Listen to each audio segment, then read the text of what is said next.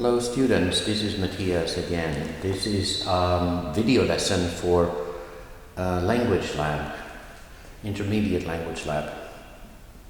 I will speak a bit in English in the beginning here and just remind you that we are now looking at the stress within part of a sentence, which is called en fras, or a full sentence, en mening. And in the last lesson, and also when we met on Zoom, we went through a number of rules about where to put the stress and where not to put the stress. Betoning, betonat ord, obetonat ord. Betoning, stress. Obetonad, not stress. And very quickly, some of these rules were things like pronouns. When they occur in a bunch of words, they are not stressed. Pronomen, they are not stressed. Hjälp, verb, they are not stressed. And prepositions, they are not stressed. And so on. Certain verbs, vara, att ha, att bli, and so on. And now we will continue with this, and I'm going to use the book Svenska med melodi. There is a section in this book on page 114, 114, 115 and 116, and it says frasbetoning. Frasbetoning. So how do you set the emphasis when you have a bunch of words together? And on these pages there are different kinds of fraser and different groups. 1, 2, 3, 4, 5, 6, 7, 8 and 9 and 10 and 11. I'm going to read these for you and try to be quick and explain. The explanations will be a bit quick, but when I read the actual examples, I will try to be clear and a bit slow. At the top of page 114, there is an introduction and some explanation. Frasbetoning. En fras består av 2 eller flera ord som bildar en enhet. So that concept, en fras, which means a group of words, 2 or more, 2 or 3 or 4 words together, and they together they make a unity of some kind. And they have a special pattern. And in that group of words, there will be some of the words that are not emphasized and others which are emphasized. Typically, the emphasis will come in the end of a phrase, en fras. And typically, it will come at the last significant word, which is either a noun or a verb. A main verb. Okay? I'm reading at the middle of page 114, melodiboken. Okay? Olika typer av fraser. Different types, different kinds of phrases. Number 1, that is a preposition plus another word. En preposition plus ett annat ord. Listen to the examples. På tisdag. I morse. Av pappa. Med hunden. Från Sverige. Under mattan. Framför allt. Innanför skjortan. Now if you listen carefully, If you listen carefully, in all of these examples, the preposition word, which is many different examples of prepositions, was spoken quickly without emphasis. I'll do it one more time, just to illustrate. På tisdag, i morse, av pappa, med hunden, från Sverige, under mattan, framför allt, innanför skjortan. And in all of these cases, the preposition was short and swift and non-emphasized, no stress. Which were the prepositions? Well, på, i, av, med, från, under, framför, innanför. All of them are examples of prepositions. I'm not going to explain these, the meaning of these phrases, because that will take too much time, and I don't have that much time in the video lesson. So just listen to the key message about pronunciation rules. Number 2, category or group. Obestämd artikel plus substantiv eller annat ord.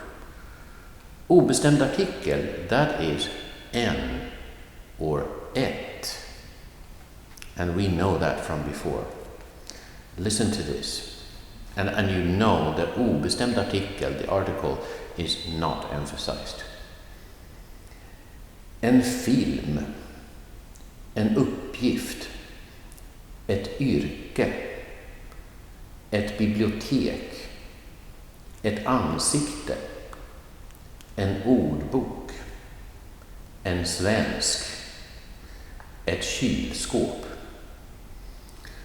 In all of these cases, the word en or ett is not emphasized, but the following word, typically a noun, is given stress. For example, en film. Okay, let's go to the next page, 115, and now the group 3, pronomen plus annat ord. And again, we know this, pronomen, they are not emphasized. Pronomen, obetonat. Listen to these examples. Min katt, din jacka, jag läser, vi äter, mitt efternamn, vi studerar, vårt möte, hennes cykel. In all of these cases, the pronoun is spoken a bit quick and without emphasis. And the following word, it can be a noun or it can be a verb, is given stress. For example, min katt or jag läser. Okay? Group number 4. Ordet liten eller ordet gammal plus substantiv. So liten, gammal, those are adjectives. But in this particular case, they are followed by some noun, substantiv, and therefore liten, gammal, they are unstressed. Listen to this, these examples. Lilla gumman, lilla vän, gamle gosse, det lilla huset, en liten flicka, den gamle mannen. Okay? So that was a special category, liten, gammal, non-emphasized. Group number 5, this is familiar to you from earlier lesson. Hjälpverb plus huvudverb, and always hjälpverb, those are not emphasized, but the main verb is emphasized. Listen to these examples. Vill äta. Ska handla. Få se. Måste städa. Tänker räkna. Behöver sy. Kan åka. Skulle ha haft. Okay? So, in all of these examples, the hjälpverb is short and non-stressed. And in the last example, skulle ha haft, the first two words, both of them are hjälpverb. Skulle ha, and then haft, which is the main verb in that little phrase. Group number 6. Infinitivmärke plus infinitiv. What is that infinitivmärke? That is simply the little word att, which means to eat, to sleep, to drink, to run. Att. Okay? So whenever this att word comes into a sentence, then that word will be non-emphasized. Listen to these examples. Att gå. Att titta. Att andas. Att konsumera. Okay?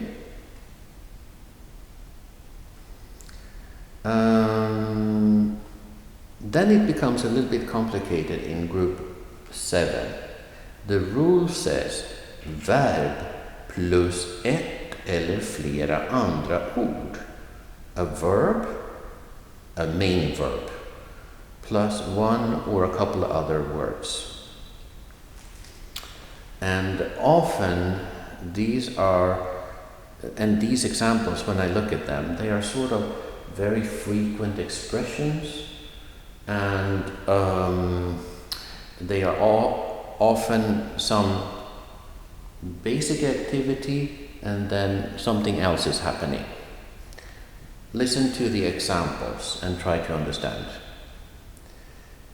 Sitta och titta. One more time. Sitta och titta. What does that mean? That means to be sitting somewhere and watching something. Sitta och titta.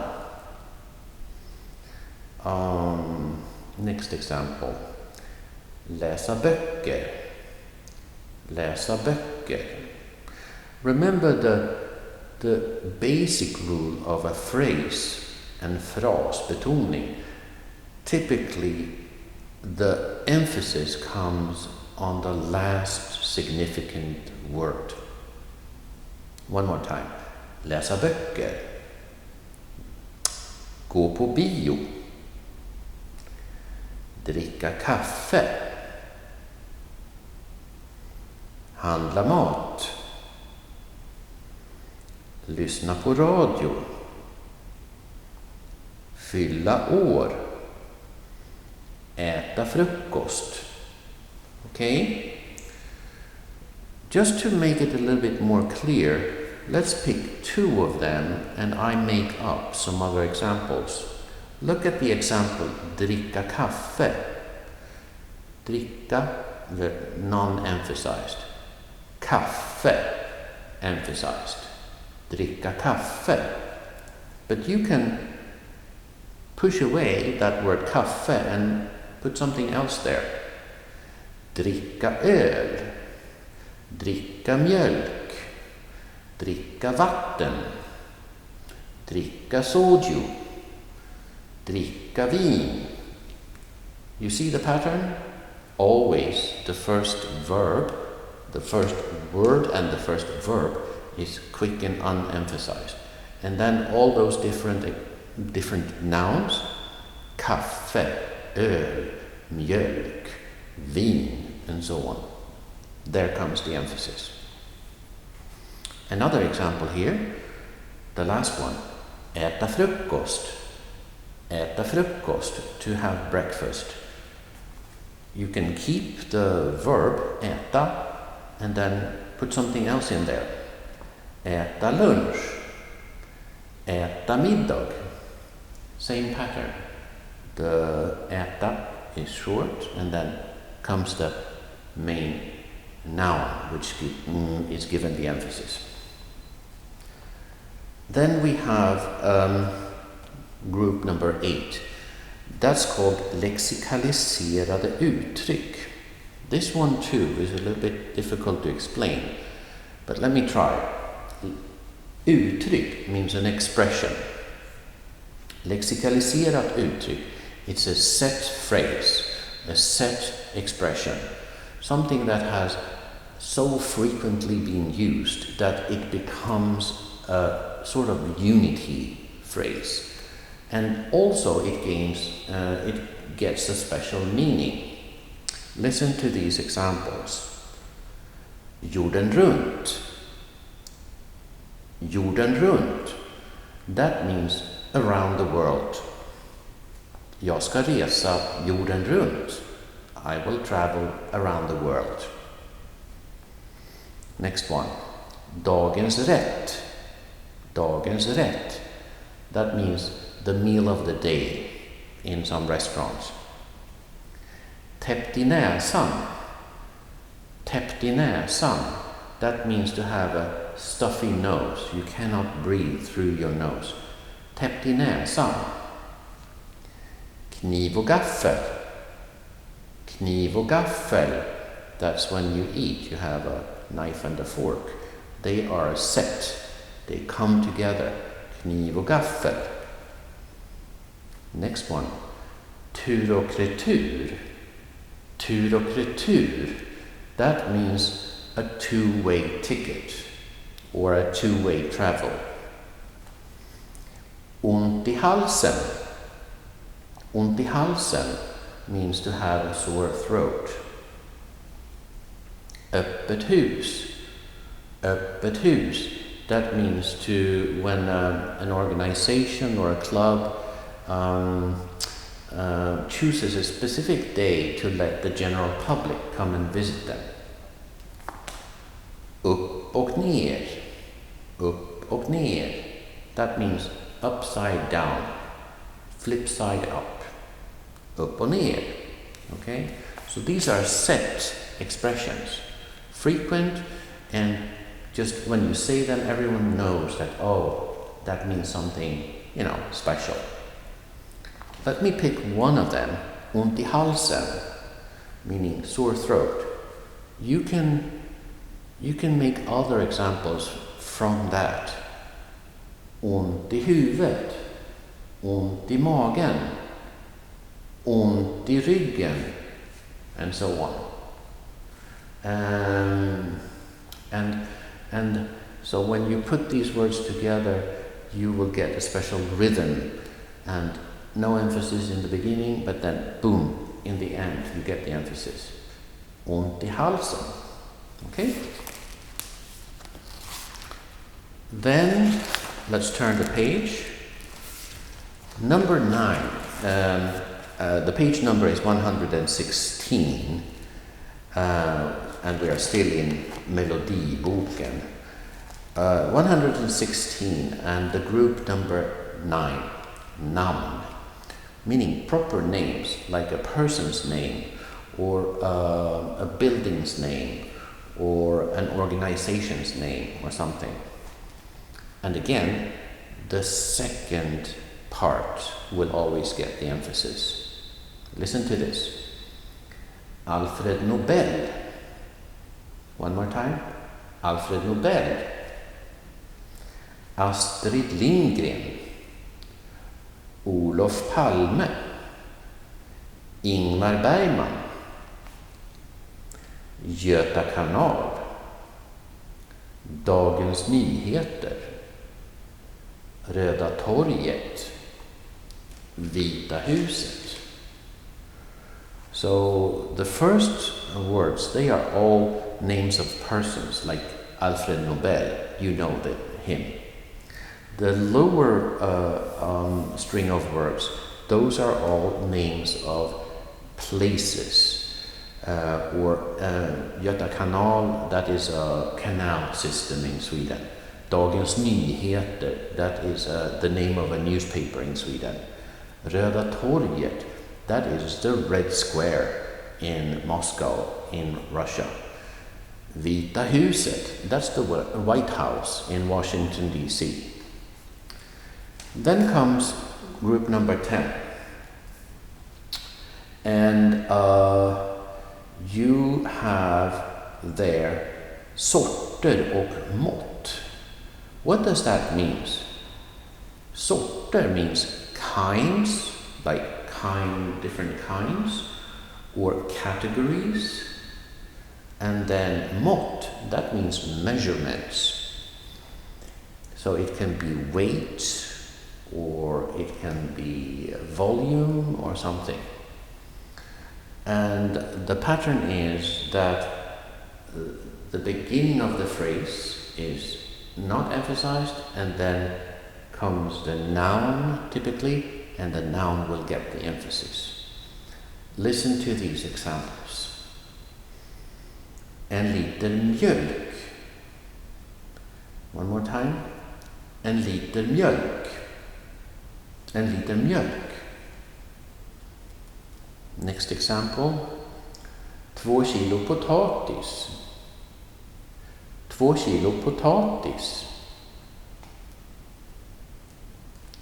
Ett paket flingor. Ett paket flingor.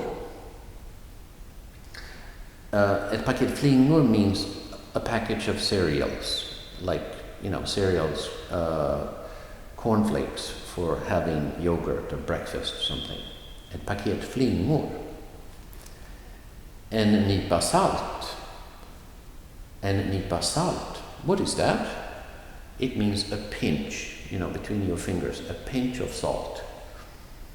En påse kryddor. En påse kryddor. That means a small, tiny little bag of spices. En låda äpplen. En låda äpplen. That is a box of apples. And you probably noticed that the word en, or två, or ett, and so on, those are also not emphasized. En nypa salt. En nypa salt. Obviously, the stress is on the last word, salt. And then we have the last category. It's called partikelverb. Partikelverb means you have a verb followed by a small word, another small word, typically a preposition. And when put together, it becomes a special meaning. And the emphasis will always fall or be placed on that article, on that preposition. The first part, the verb, will not be emphasized. Listen to my reading. I'm now on page 116, section 11, partikelverb. Okay, listen to this. Tittar på. Tittar på. The next one. Gå in. Gå in. The next one. Slå upp. Slå upp. Next one. Hälsar på. Hälsar på. Hälsar på means to pay a visit, to go somebody's place and visit them. Next one. Drack ur. Drack ur. Notice how the emphasis comes on the second word, drack ur, and that means to empty the glass. Skriver av. Skriver av means to copy a text exactly the way it's written. But not through some copying machine, but manually. Skriver av. Körde om. Körde om. That means to bypass somebody when you are out on the road and you want to go quicker and pass them. Körde om. Hoppa över. Hoppa över. That means to skip. Skip something. To jump something. Pass by. Hoppa över. Stryk under. Stryk under. That means to underline something. Läste igenom. Läste igenom. That means to read through a text real quick. Very quick. Just scan through the text. Hitta på. Hitta på. That means to come up with some idea, a new idea. Nötte ut. Nötte ut. That means to wear out. Like if you use the same clothes or the same shoes all day long, all year long, you will wear them out. Nötte ut. Okay? So these were all examples from these pages 114, 15 and 16 in melodiboken, Svenska med melodi. Now we have a couple of minutes left in this video lesson. And I'm going to switch to this other book, Uttalsboken. And I am on page 69. And here you can see a long text. I will not read the whole text. There is no time for that in this video. But I will give you the beginning of the text. And here is the real challenge. How do you follow all the ups and downs in a text? We're not just talking about one word or two words or a bunch of words. Here the text just goes on, and you have to, find the flow of where to put the emphasis and where to not put the emphasis. Okay? Page 69, frasbetoning. And this is a little bit of a story about two friends going on a car ride and experiencing a traffic accident. I will just read the first 2 or maybe 3 paragraphs. Listen to this. I will try to read semi-slow. Okay. Den värsta trafikolycka jag har varit med om hände för några år sedan, när min vän och jag var på väg hem från Danmark. Vi hade kommit med färjan till Göteborg och körde E3 upp mot Stockholm. Det var varmt och soligt och mycket trafik. Strax utanför Skara är vägen smal och kurvig, och där hamnade vi bakom en stor långtradare med släp och blev tvungna att ligga bakom den i flera kilometer utan att kunna köra om. Det var en jättestor bil. Släpet var högt som ett hus och täckt av en grå pressändning. Registreringsskylten visade att den kom från utlandet. Det satt också en skylt på den med bokstäverna TIR. Jag kände igen den. Vi hade kört om den strax utanför Fredrikshamn i Danmark, och sedan såg vi den på färjan när vi lade till i Göteborg och föraren steg upp i förarhytten. Jag hade förresten sett honom i restaurangen också när han satt och drack en öl. Okay, I'm gonna stop there. I've read half the page.